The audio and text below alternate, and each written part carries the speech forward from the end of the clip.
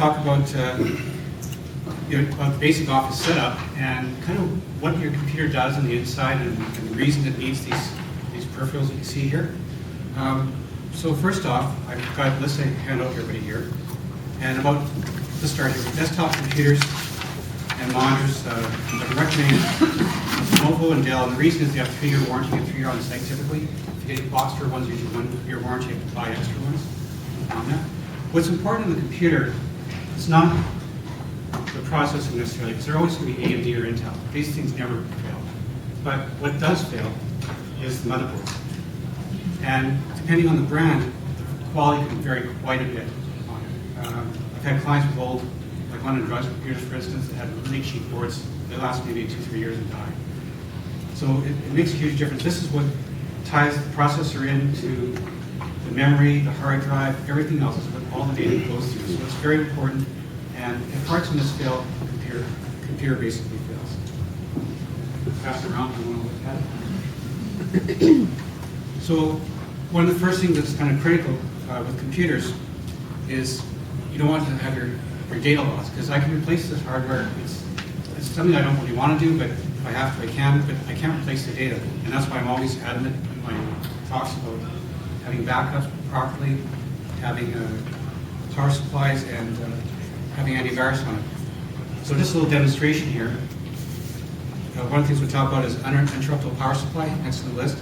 And I recommend automatic voltage regulation, and the reason is that it supplies the power to the computer in case your power goes out. It can allow the computer to properly shut down. Servers always have to have one on them. It's a really good idea with the desktops too.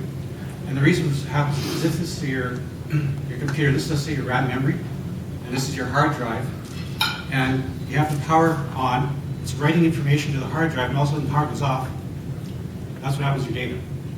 It disappears. So you can corrupt the file quite easily with it. These hard drives, they actually are fairly fragile. They have a disk inside like this. They spin around with the head that doesn't even touch the surface. It spins so fast it creates a cushion of air between the head, keeps it off the top there.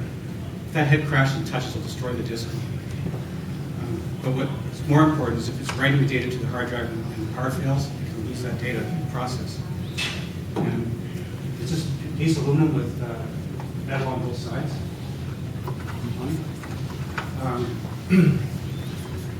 The other thing is having professional antivirus software. I'm always saying don't use the free stuff.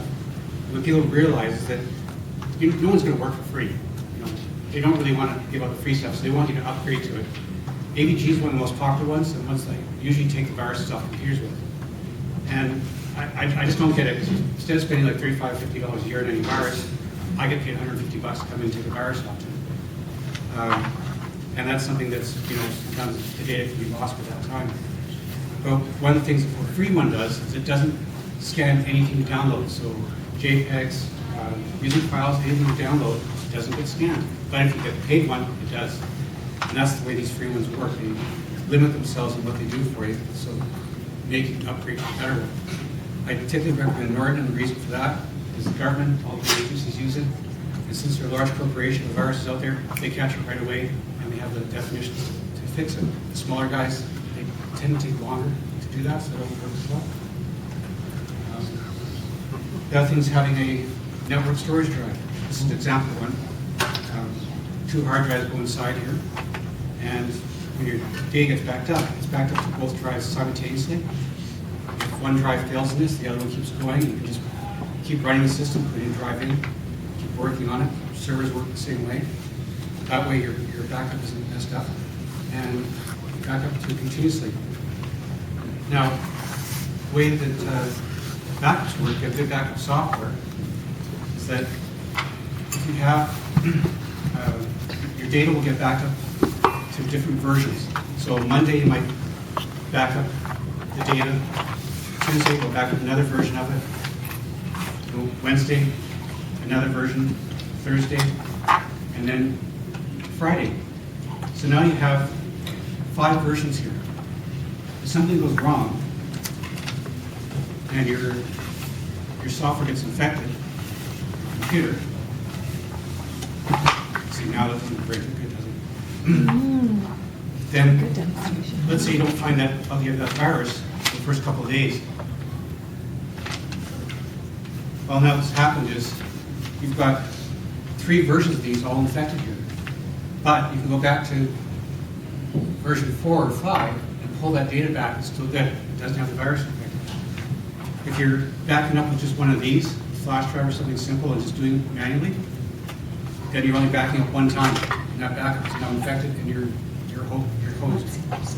So this is why a proper backup system is really important. It's not only is it just backing up externally so you're off the computer, but it's also creating several versions that go back.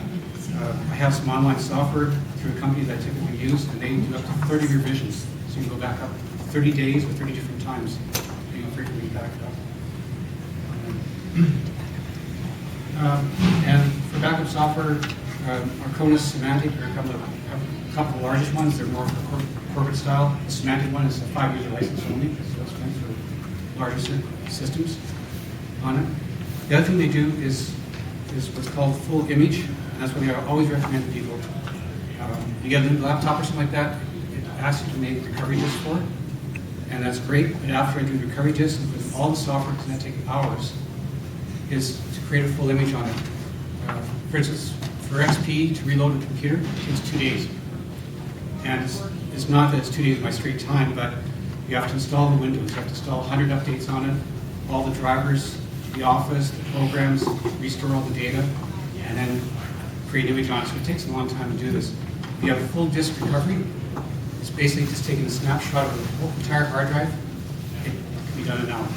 So that's one thing I always insist on clients to do their workstations, and is to get a full image done. That way you can sort of review quickly. Another thing is just a little tip on printers here. I strongly recommend lasers over inkjets. Some inkjets aren't too bad, but your cost of consumables, it's cheaper. Whenever you buy a cheaper laser printer, cartridges are half full.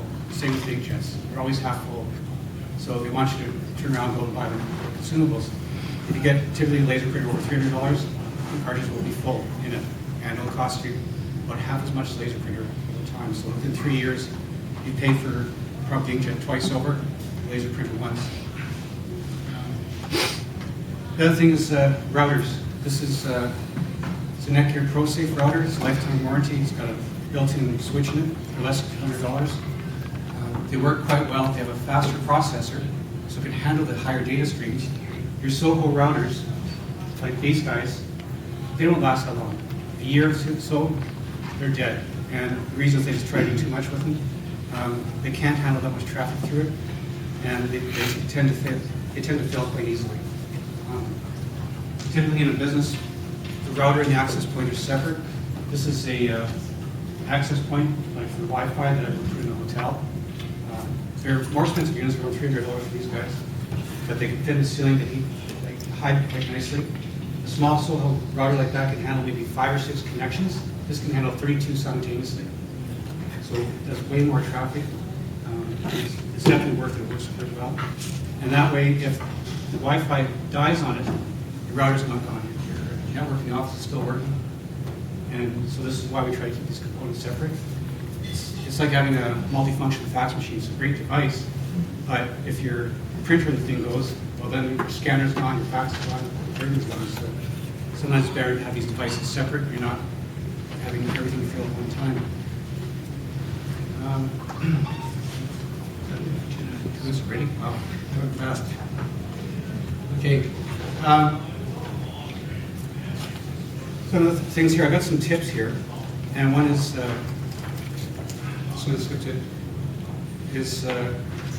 having computer serviced every 3 to 6 months by qualified tech. It's very important, like getting your oil, changing the card. Some specifications about memory for computers. Testing your backup, that's really important.